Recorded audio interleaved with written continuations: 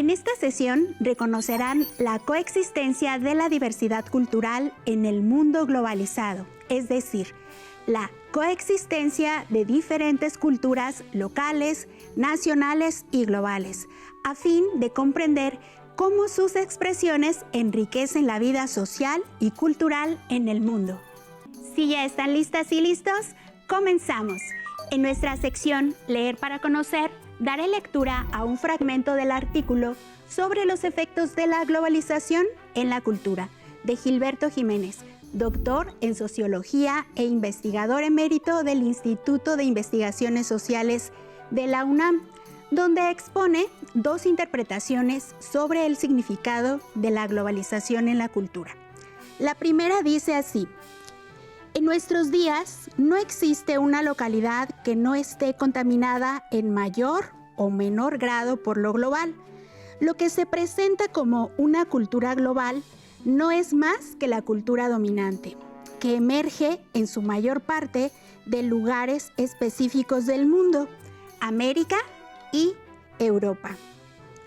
La globalización amuebla la vida cotidiana. Aviones, aeropuertos, automóviles, supercarreteras, computadoras, centros comerciales, jeans, personajes y películas forman parte de nuestro paisaje familiar. En resumen, lo que interesa a las transnacionales es solo la cultura de consumo, la cultura como mercancía, sin importar lo que los consumidores hagan con ella después de su adquisición.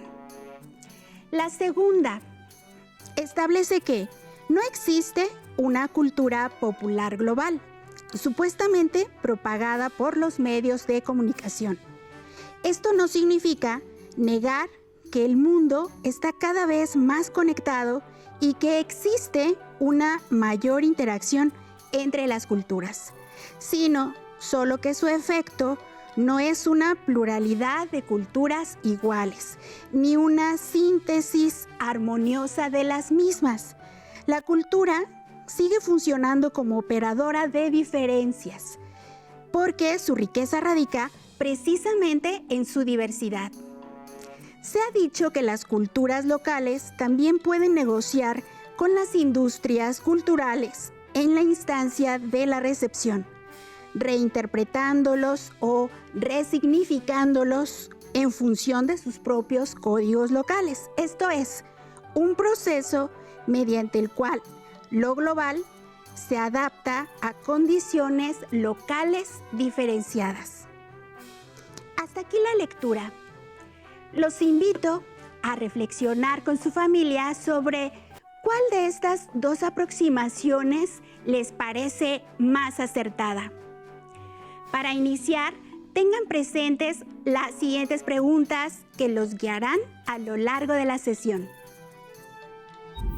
¿En qué consiste la globalización cultural? ¿Cómo impacta la globalización en la diversidad cultural? En un mundo globalizado, ¿cómo convive lo local con lo mundial? En la sesión anterior conocieron la forma cómo se vinculan los medios de comunicación con la globalización y cómo ésta ejerce su influencia en los medios, particularmente en la televisión y el Internet. Hoy revisaremos cómo, en el contexto mundial en el que millones de personas nos estamos comunicando, ocurre otro tipo de intercambio que refleja la diversidad cultural en las formas de relacionarnos. En la siguiente imagen está un ejemplo de ello. Si observamos a nuestro alrededor, podemos encontrar un sinfín de imágenes que nos hablan de la globalización. Piensen, por ejemplo, en las marcas de empresas transnacionales que nos ofrecen sus contenidos y productos. Para conocer más acerca de las distintas expresiones culturales y el efecto que produce en ellas la globalización, acompáñanos a ver el siguiente video. En la frontera entre México y Estados Unidos hay muros, vallas, estructuras de acero, ríos, vigas y otros obstáculos naturales, o construidos por el ser humano que limitan el libre tránsito entre ambas naciones. Sin embargo, la cultura logra traspasar las fronteras sin importar si están protegidas o no. Hay ciudades fronterizas donde se hablan perfectamente bien tanto el idioma inglés como el español, y en ocasiones, cuando las culturas se mezclan, es difícil saber de qué lado de la frontera están. Muchos mexicanos han migrado a Estados Unidos en distintos periodos de los 2 siglos anteriores al actual. A fines del siglo XIX y en las primeras décadas del siglo XX, se dio un flujo importante de migrantes. En ese entonces existían los enganchadores, personas que prometían grandes ganancias a los que buscaban cruzar la frontera. La realidad es que a menudo eran explotados en los campos agrícolas sin poder regresar de inmediato, pues debían pagar la deuda a quienes les patrocinaron el viaje. La violencia de la Revolución Mexicana contribuyó a la salida de mexicanos hacia Estados Unidos a principios del siglo XX. Para remediar la escasez de mano de obra provocada por la Segunda Guerra Mundial, Estados Unidos inició el programa Bracero, mediante el cual contrataba trabajadores mexicanos de manera legal y temporal para trabajar en la agroindustria y los ferrocarriles. Con este programa, entre 1942 y 1964, migraban en promedio 200,000 trabajadores mexicanos al año. La mayoría se concentraba en las ciudades de Texas, California, Arkansas, Arizona y Nuevo México. Al eliminarse el programa Bracero, muchos migrantes se quedaron en Estados Unidos de manera ilícita. A pesar de que ahora existen mayores controles fronterizos, la creciente necesidad de mano de obra en Estados Unidos y la escasez de buenos empleos en México ha provocado que la inmigración ilegal siga creciendo. En 1990 eran 2 millones de mexicanos. Para 2016 fueron 5.4 millones. Los mexicanos que llegaron a Estados Unidos con el programa Bracero son migrantes de primera generación. Sus hijos y nietos, nacidos allá, de segunda y tercera generación, son denominados mexicano-americanos.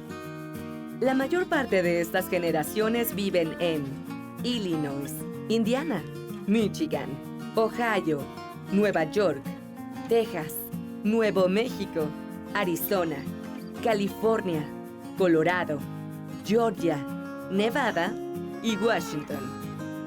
A quienes nacieron en territorios estadounidenses que antes pertenecieron a México, se les conoce también como chicanos, que como el resto de los mexicano-americanos, saben poco de su nación de origen y algunos ni siquiera conocen México.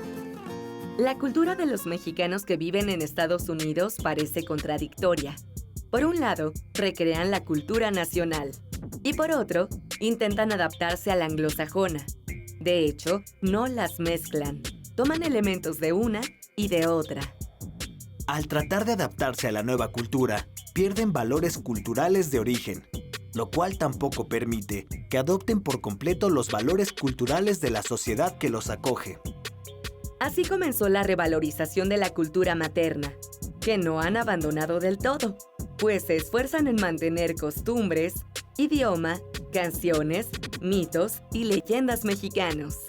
Por ejemplo, en las panaderías mexicanas del este de Los Ángeles se puede encontrar pan de muerto. Y las fiestas de 15 años son muy comunes. El convivir con ambas culturas ocasiona que las personas retomen elementos de una o de otra y los vivan de manera paralela. Por ejemplo, en los juegos infantiles es posible escuchar indistintamente a la víbora de la mar y London Bridge. O que en las fiestas de cumpleaños se canta por igual las mañanitas que Happy Birthday.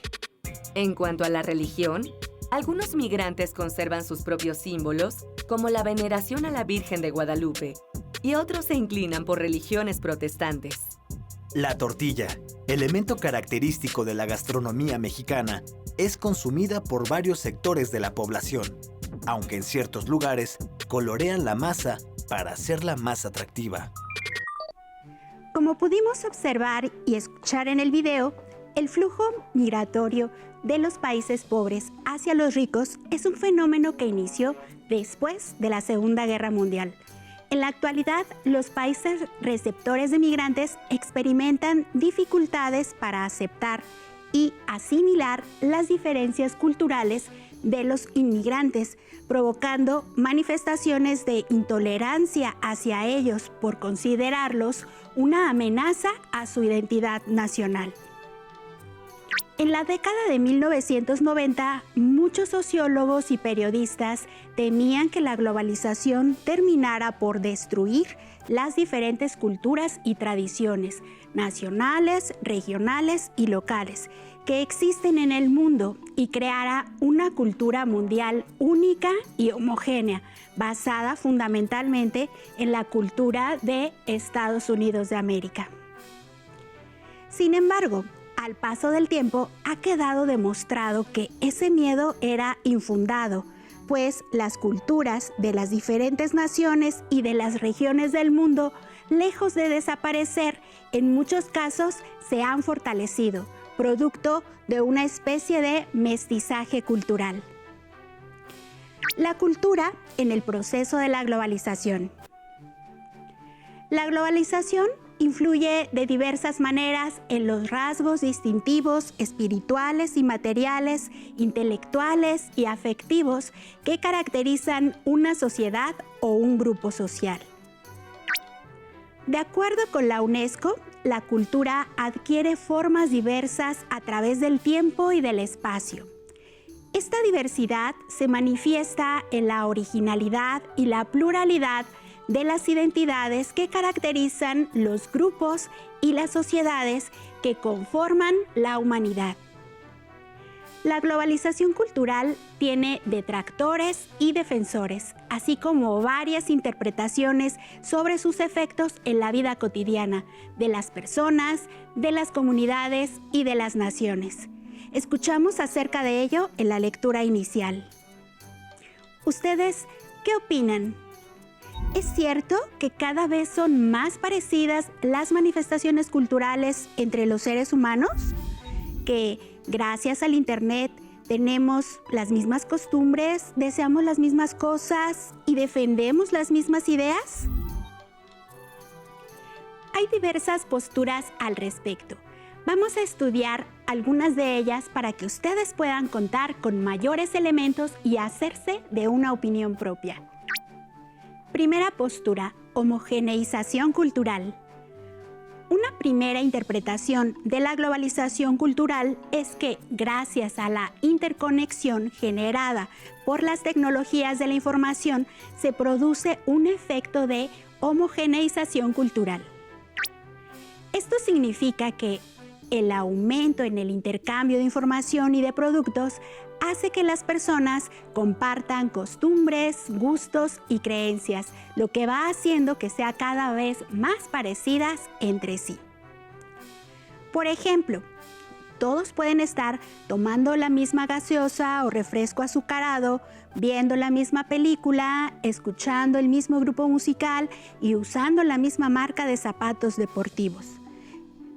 Pero que usemos la misma marca de zapatos o bebamos el mismo refresco, ¿nos hace a todos iguales? Aunque suene extraño, hay sociólogos y antropólogos que dicen que sí, mientras que otros opinan lo contrario. Quienes dan una respuesta afirmativa sostienen que la homogeneización de la sociedad mundial nos hace iguales. Si queremos comprar las mismas cosas, vemos la misma publicidad, a pesar de que vivamos en otros países, terminamos pensando igual. Por ejemplo, los medios de comunicación masiva y sobre todo la publicidad promueven un estereotipo de belleza proveniente de Europa y de los Estados Unidos de América. Y a pesar de que la mayoría de las personas en el mundo tiene otros tipos de piel u otras fisonomías, se termina imponiendo una sola idea de belleza. Asimismo, otros estudiosos dicen que el resultado no es una cultura global, sino la imposición de una cultura dominante, la occidental, o más bien la estadounidense, sobre las demás. Segunda postura, hibridación cultural. Otros científicos sociales opinan que, aunque en algunos aspectos el proceso cultural muestre elementos comunes, en realidad cada lugar selecciona lo que le gusta de la cultura global y, sobre todo, adapta lo que quiere. El resultado no es que todos seamos iguales, sino que las culturas son híbridas, es decir, se configuran tomando ideas de todas partes del mundo.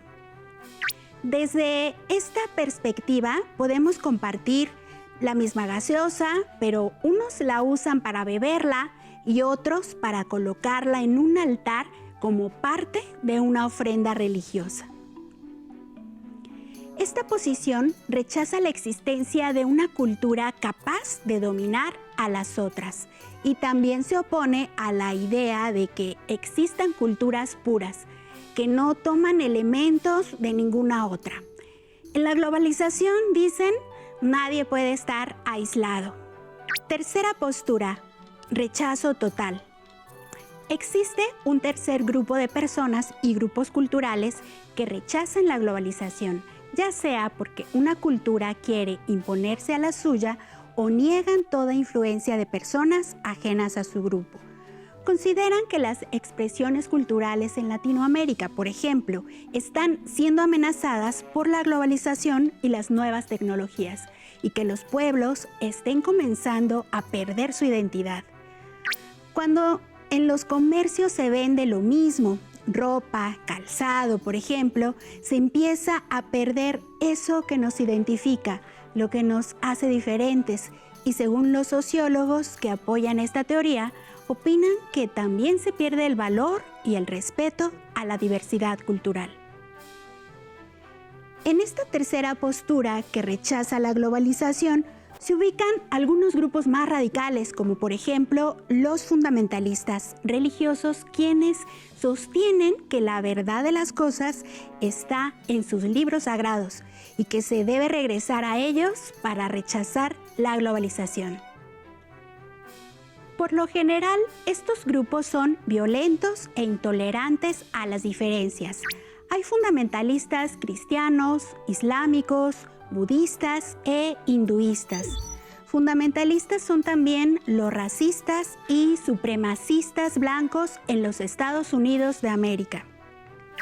Otros que rechazan la globalización son los nacionalismos extremos, que defienden una identidad nacional pura, como hicieron los nazis en las primeras décadas del siglo XX y ahora los ultraderechistas de Francia e Inglaterra.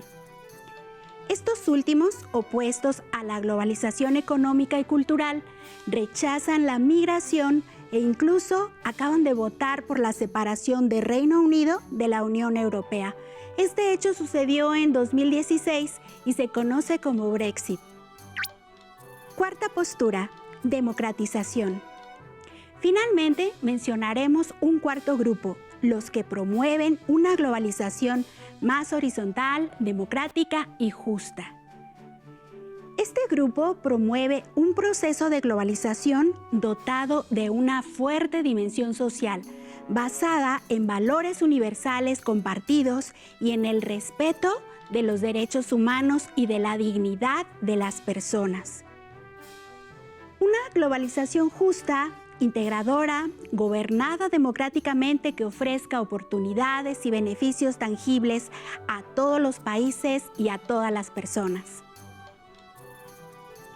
Esta cuarta postura se ha desarrollado principalmente en el contexto latinoamericano. No están en contra de la globalización por sí misma, sino en contra de la globalización en la que predomina el capitalismo y se establecen relaciones de explotación entre ricos y pobres, sin reconocer la diversidad y la riqueza de los diversos pueblos. Promueven una globalización justa e igualitaria en la que las relaciones entre los pueblos se den en condiciones de igualdad y no de sometimiento. Este grupo se conoce como altermundista y su lema es otro mundo es posible. Ejemplos de este tipo hay muchos. En 1994, el Ejército Zapatista de Liberación Nacional, EZLN, en México, promovió un movimiento de defensa de los derechos indígenas en un ámbito nacional y global, bajo el lema "Nunca más un México sin nosotros". Los indígenas en Bolivia han creado organizaciones estatales que defienden los saberes ancestrales de los pueblos originarios, sin rechazar el conocimiento producido en otras partes del mundo. Otro ejemplo es el de Malala Yousafzai, en Pakistán, quien lucha por el derecho de las mujeres a recibir educación, pero lo hace promoviendo una globalización de los derechos humanos capaz de generar una sociedad más justa e igualitaria. Las 4 posturas que acabamos de revisar sobre la globalización son opuestas, pero conviven en la actualidad. Esto hace que en realidad no exista un solo orden mundial, sino muchas formas de vivir la globalización. Analicemos 2 ejemplos. 1. La homogeneización cultural es consecuencia de la sociedad de consumo.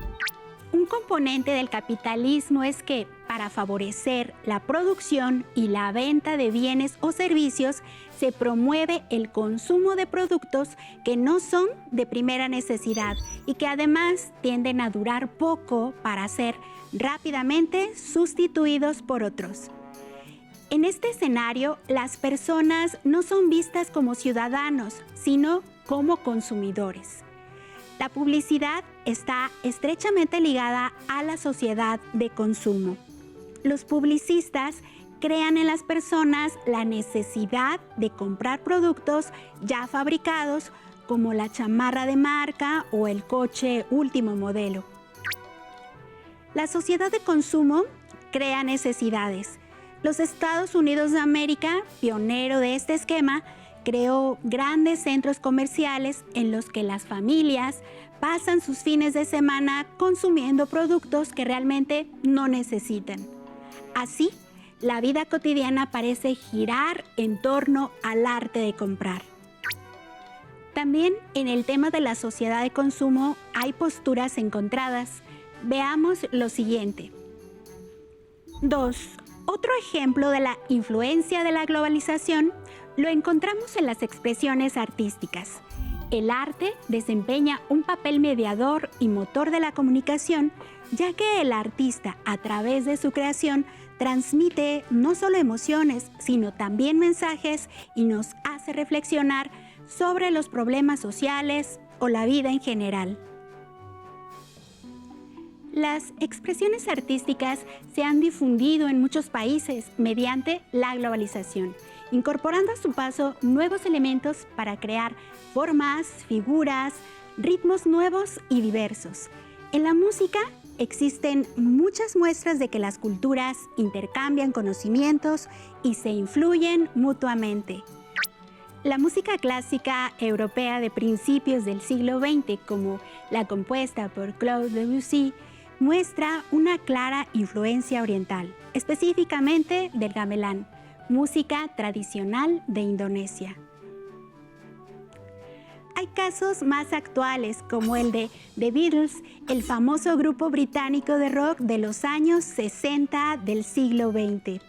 Este grupo viajó a la India e incorporó elementos musicales de esa cultura, en especial la cítara de Ravi Shankar. Este mismo músico hindú compuso de manera completamente híbrida música con Philip Glass, autor contemporáneo de la corriente denominada minimalismo. Pero la música de cámara o de estudio no es la única híbrida. Existe el flamenco rock, que retoma la tradición andaluza para componer sus canciones, o la música brasileña de bossa nova, que retoma ritmos de Senegal, o el reggae, cuyo máximo exponente es Bob Marley, quien toma elementos de la música estadounidense, británica y africana para hacer música desde Jamaica. En México también hay música híbrida como el reggaetón, que recupera ritmos de la música latinoamericana, del reggae y del hip hop. En realidad, casi toda la música que escuchamos en la actualidad es el resultado de influencias híbridas. El acceso global a las nuevas tecnologías de producción musical multiplica la creación de nuevos grupos y también nuevos estilos y sonidos.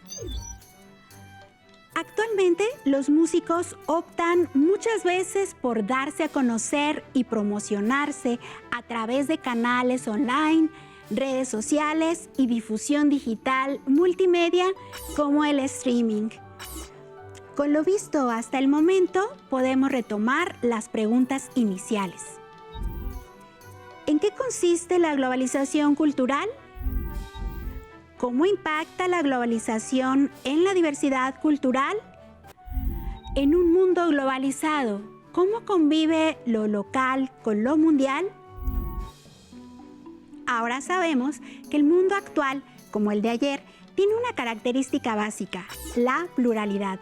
Esta se ve reflejada en las diversas expresiones locales, nacionales y mundiales. Debemos respetar la diversidad como un derecho humano, es decir, el derecho que tenemos a pensar, vestir y a decidir qué música escuchar, al mismo tiempo que respetamos a quien quiera vestir diferente a nosotros, tener otra religión o escuchar un tipo de música distinto al nuestro.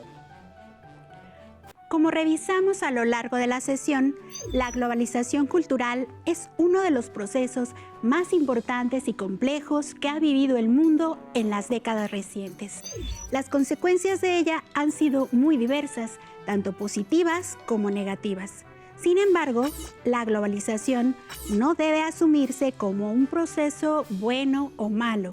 Es simplemente un proceso lleno de matices y contrastes que es necesario reconocer e identificar plenamente. Es importante que comprendan la importancia del respeto a la diversidad y que practiquen la tolerancia a lo diferente que hay en las personas, en las culturas y en las naciones que conforman a nuestro planeta. Es momento de continuar con el reto que se propusieron al inicio de la semana y consiste en completar el diagrama de una idea creciente.